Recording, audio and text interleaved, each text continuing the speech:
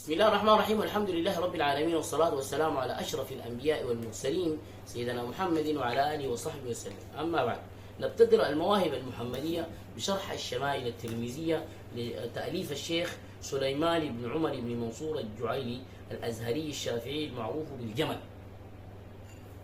سليمان الجمل على الشمائل الترمذية للإمام الترمذي. يقول: بسم الله الرحمن الرحيم. الشيخ سليمان الجمل يقول: الحمد لله رب العالمين، والصلاة والسلام على سيد المرسلين سيدنا محمد وعلى آله وصحبه أجمعين. أما بعد، فيقول المرتجي لستر المساوي وغفران الزلل: أفقر عباد الله إلى فضل مولاه سليمان بن الجمل، لما كانت معرفة أحاديثه صلى الله عليه وسلم بركة العلوم وأفضلها وأكثرها نفعا في الدارين وأكملها بعد كتاب الله. وقد قيل إن أهل القرآن أهل الله، فأهل الحديث أهل رسول الله صلى الله عليه وسلم.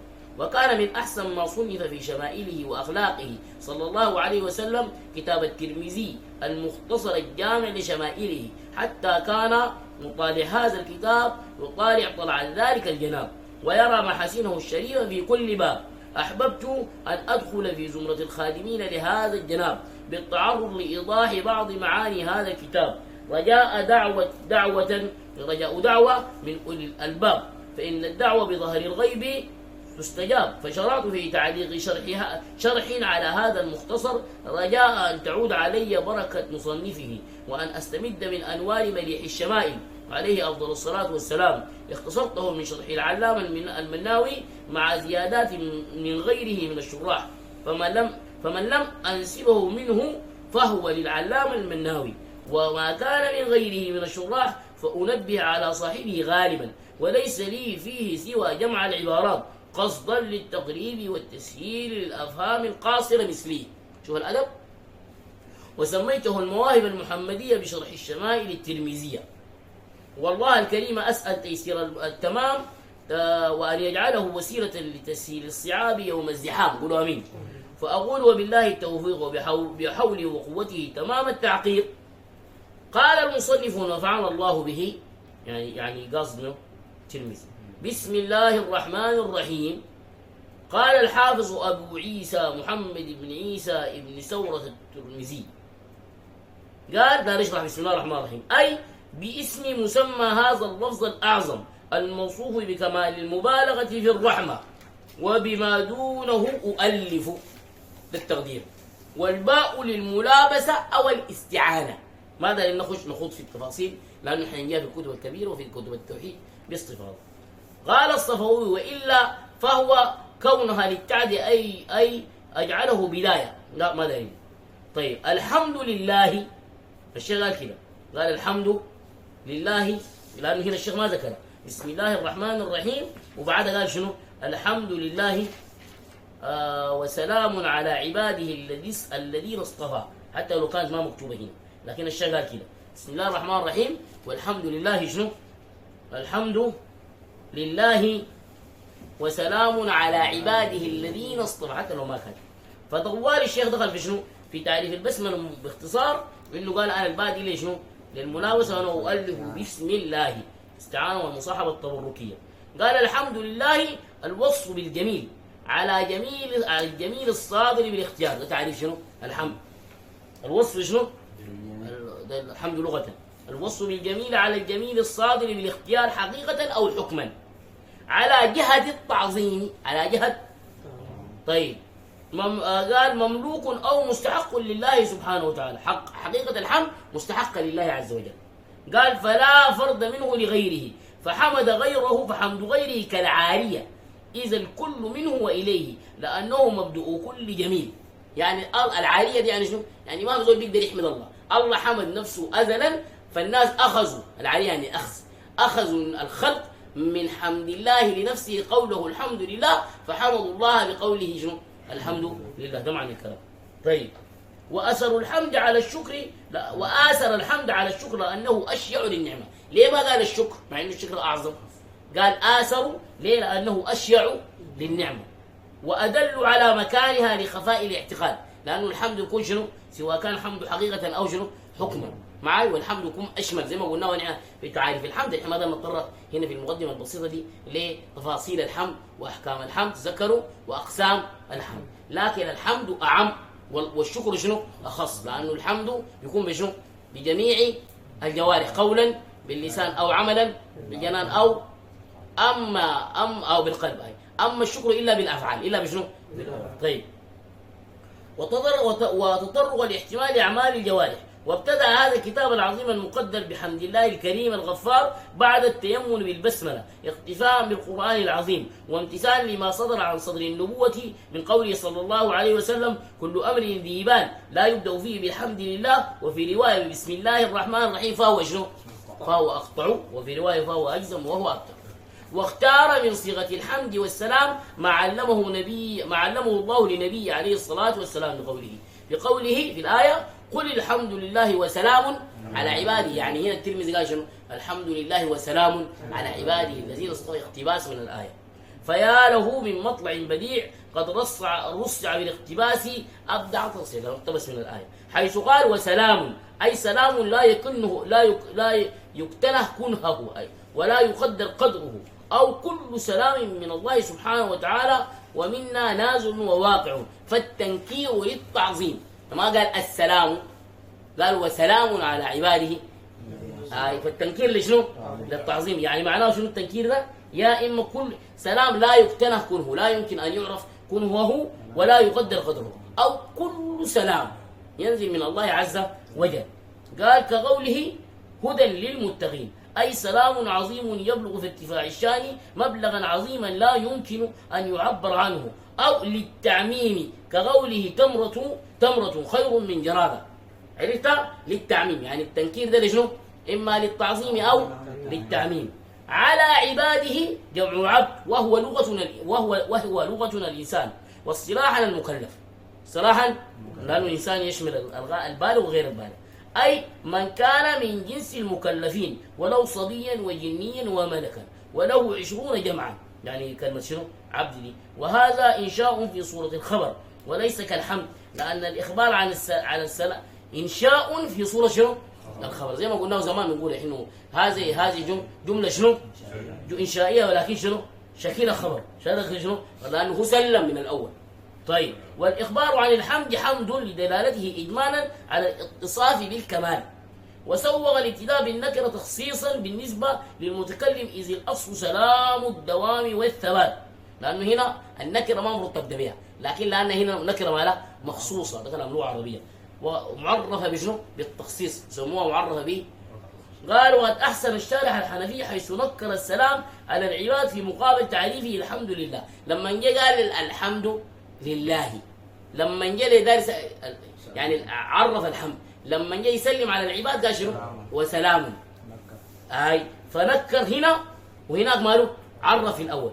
قال ليه؟ قال أجعاني قال نكر السلام على عباده مقابل تعريف الحمد لله المعلم بالتعظيم، إيذانا بأنه لا نسبة بين الحضرة العالية وبين أكابر خلقها، وإن بلغوا رتبة المجد المتناهية. الله جل جلاله لا يماثل شنو؟ العبيد. الخلق هو شنو؟ رب، والعبد شنو؟ عبد، أيا كان مكانة العبد. فلذا لأجل مكانة هذا الرب الذي لا يماثله خلقه جعل له شنو؟ الحمد، التعريف. ولأجل يوري إنه الدرجة بتاعت العبيد عبيد مهما كانوا نكروا. قال: وعبر بعضهم عن ذلك بقول: لا يخفى حسن تنكير السلام المنبئ عن التحقير في مقابل تعريف الحمد لله الكبير. لما تجي تقارن الله بعبيده، أخير شنو؟ تعظم الكبير وتحقر شنو؟ العبيد. فحقرهم بشنو؟ بالتنكير، وعرف الله لأجل شنو؟ تعظيمه. خلاص؟ قال: وأراد بالتحقير الافتقار الذاتي والعجز البشري. هاي محقرين ليه؟ لأنه في النهاية الإنسان المخلوق مفتقر شنو؟ إلى الله. ده معنى التحقير. ما تقولوا كرمنا بني آدم الله يكرم وانت تحقره، لا، المقصود من التحقير شنو؟ الافتقار. قال: وسلام على عباده الذين شنو؟ اصطفى، الذين اختارهم، وهو الأنبياء عند الأكثر. وعليه لا يتجه ما ورد على المصمم بأنه سلم استغلالا على غير نبي، أي مكروه. ونعم وقع في كراهة إفراد السلام على الصلاة. ومن فهم عدم كراهة هنا لكون هذا من القرآن، والكراهة إنما هي في غيره فقد وهم، لأن المصنف إنما أراد هذا النص اقتباسا من القرآن لا على وجه أنه منه، إذ هو شرطه. عرفت؟ وسلام على عباده الذين اصطفى. سليمان الجمل قال الشيخ هنا قصد منه الأنبياء، والسلام على الأنبياء ماله جائز، لكن على الذين اصطفى في الناس قالوا لا، كيف يسلم على غير نبي؟ لا يجوز السلام على شو؟ ما تقول السلام على شيخ ولا السلام على زول، لا يجوز. إذا عبادي الذين اصطفى دي لو كان ما قاصد أنبياء قاصد ناس لا يجوز السلام شو عليهم. ده معنى الكلام ده، معاي ولا معاي؟ خلاص. اثنين، إنه حتى لو قاصد الأنبياء لا يجوز، مكروه إفراد السلام دون الصلاة. ما تقول السلام على عيسى، الصلاة والسلام على شو؟ عيسى. فإفراد السلام بدون الصلاة حتى لو كان قاصد الأنبياء مكروه. معاي؟ طيب. والأسلم أن يجاب بأن المصنف ممن لم يثبت عنده الكراهة. الترمذي متقدم، الكراهة عنده شنو؟ ما ثابتة. الكراهة دي عنده جابوها ناس النووي المتأخرين والناس الثانيين، هو عنده مالا يجوز السلام على الأنبياء بدون الصلاة، عين غيره مكروهة، لا عنده ماله جائز. قال الإفراد التي عليها النووي وطائفة، وقد قال خاتمة الحفاظ أبو الفضل بن حجر لم أقف على دليل يقتضي الكراهة. ابن حجر ذاته شيء أمير المؤمنين في الحديث قال لم أقف على دليل على شنو؟ على الكراهة قالوها الناس دي. طيب. وقد قال الشيخ الجزري في مفتاح الحصن لا أعلم واحد نص على الكراهة على أن الإفراد إنما يتحقق إذا لم يجمعهما مجلس أو كتاب كما حققه بعض الأئمة الأنجاب. والمصنف قد زين كتابه بتكرار الصلاة والسلام كما ذكر كل ما ذكر خير الأنام، واكتفى بالسلام أولا اختفاء لفضل التنزيل أو محافظة على الجمع بين اليمن بالبسملة والإتيان بلفظ التلاوة مع ما فيه من حسن القرآن بين الحمد والاقتباس من القرآن، وذلك المصطفى من الرحمن وذكر المصطفى من الرحمن.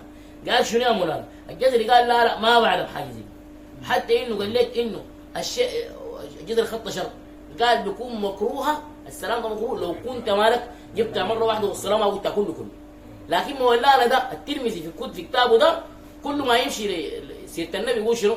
يجيب الصلاة، ما دام هو اصلا جاب الصلاة اذا انتفت شنو؟ الكراهة، وهو خدتها هنا، ليه خدت السلام بس بدون الصلاة؟ لأجل الأسباب اللي قال لك، والحي داير يقتبس من شنو؟ من القرآن، داير يقتبس من القرآن. اثنين عشان يقدر يكون جاب بسملة وتلاوة. ثلاثة عشان يكون ذكر النبي مع شنو؟ مع الله مباشرة بدون شنو؟ بدون فصل كثير. قيل وكان ينبغي أن يتشهد لخبر أبي داود كل خطبة ليس فيها تشهد فهي كاليد الجزماء. قالوا قد قال بسم الله الرحمن الرحيم والحمد لله رب العالمين، قال في حديث بيقول كده كل خطبة ليس فيها تشهد. تشهد يقول شنو؟ أشهد أن لا إله إلا الله أشهد أن محمد رسول الله. ليه ما تشهد؟ كان المفروض الشهد. واعتذر عنه، يعني العلماء قالوا لا بأنه لعله تشهد لفظا، تشهد ولم يرقمه اختصارا. وباب الحديث بخطبة النكاح لا الكتب والرسائل بدليل ذكره، يعني حتى التشهد ده قالوا وين؟ في باب شنو؟ النكاح فقط. الشهادة الحديث ده معمول به في الحديث شنو؟ النكاح فقط. وأما الجواب عنه بأنه فيه لينا فهو غير سديد، لأنه بفرض ذلك يعمل به الفضائل. وقال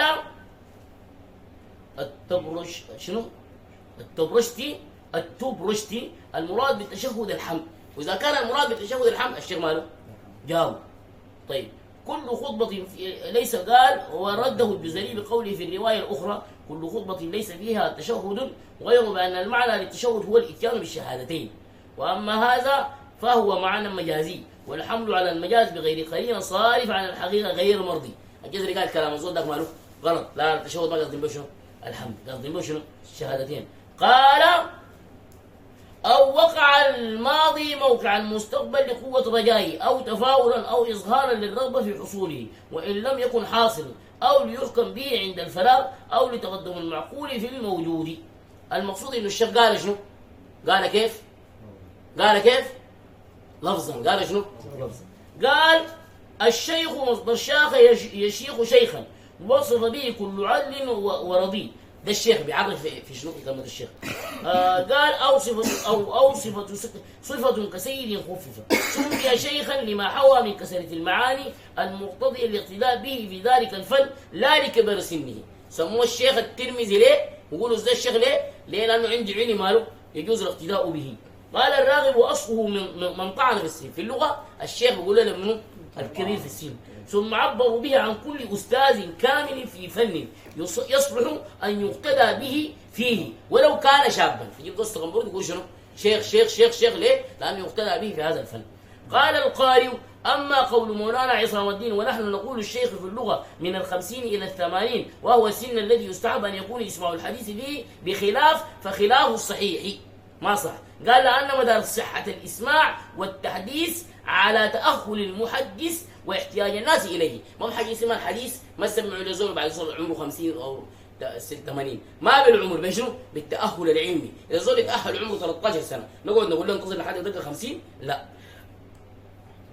قال: واحتياج الناس إليه. ألا ترى أن كثيرا من الصحابة حدثوا في زمن شبابهم، بل وغيرهم كالبخاري. البخاري كان صغير ما وصل 50 ذاته لما حدث. فقد ثبت أنه لما بلغ 11 سنة رد على بعض مشايخه غلطا وقع له في سند، حين أصلح كتابهم من حفظ البخاري. وقد حدث مالك، يعني البخاري بصحح في الحديث عمره كم؟ 11 سنة. وقد حدث مالك وهو ابن 20 أو 17 والشافعي تلميذه وهو في حداثة السن. خلاص. قال: الشيخ الحافظ، الشيخ شنو؟ آل الحديث للقرآن، وهو من حفظ 100,000 حديث متنا وإسنادا ولو بتعدد الطرق والأسانيد، أو من روى ووعى ما يحتاج إليه. 100,000 حديث فما فوق سندا ومتنا يسموه شنو؟ حافظ. ولأهل الحديث مراتب، أولها الطالب وهو المبتدئ، ثم المحدث وهو من تحمل روايته واعتنى بدرايته، ثم الحافظ وقد ذكر، ثم الحجة، ذكر يعني 100,000 المبتدئ، ثم شنو؟ المحدث، ثم شنو؟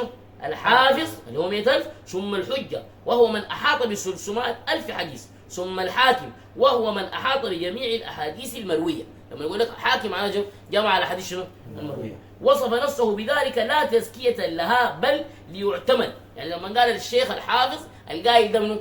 الترمذي. يعني أنا حافظ، أنا عندي 100,000 حديث عشان تعتمدوا على كلامي.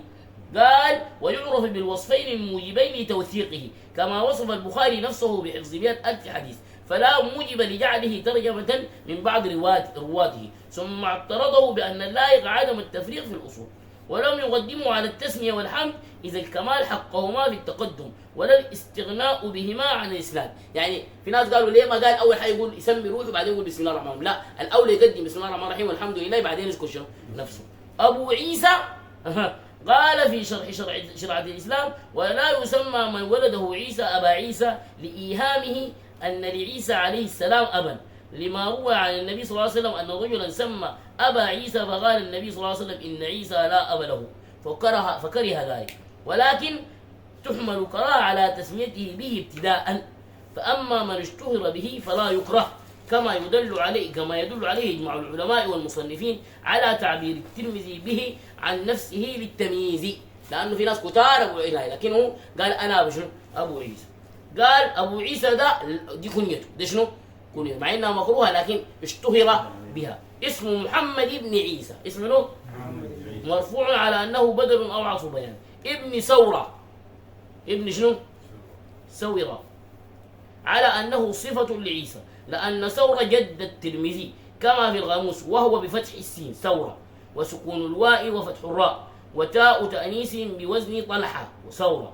ومعنى الثورة في أصل اللغة الحدة، ففي القاموس ثورة الخمر وغيرها حدتها وكسوارها بالضم.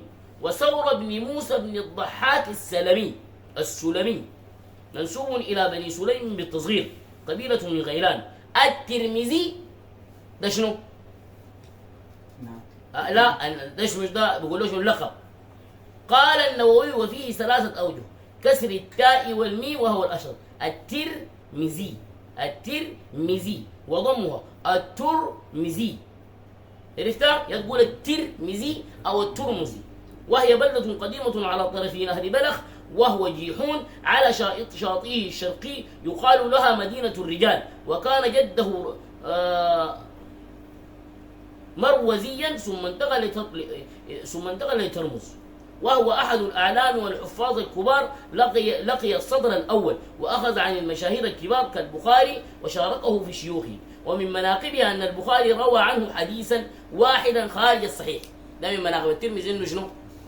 البخاري روى عنه، وحسبه بذلك فخرا. وأعلى ما وقع له في جامعه حديث ثلاثي الإسناد، يعني ثلاثة، وهو قوله صلى الله عليه وسلم: يأتي على الناس زمان الصابر منه على دينه كالقابض على الجمر. ولم يقع في كتابه ثلاثي سواه هذا الحديث بس. وأما البخاري فوقع له ثلاثيات كثيرة أفردت بالتاريخ لأنه مقدم عليه، وله تصانيف كثيرة بديعة يعني الترمذي. وناهيك عن جامعه الجامع للفوائد الحديثية والفقهية والمذاهب السلفية والخلفية، فهو كاف للمجتهد مغن للمقلد. قال الشرنواني في شرحه: قال المصنف أي الترمذي: من كان في بيته هذا الكتاب يعني جامعه فكأنما في بيته نبي يتكلم. وكان الترمذي مكفوف البصر، بل قيل إنه ولد أكمه يعني مكشوف أصلا، وكان يضرب به المثل في الحفظ. ولد سنة 900 ومات 13 من رجب سنة 79 و200 عن 70 سنة. وصلى الله على سيدنا محمد وعلى آله وصحبه وسلم.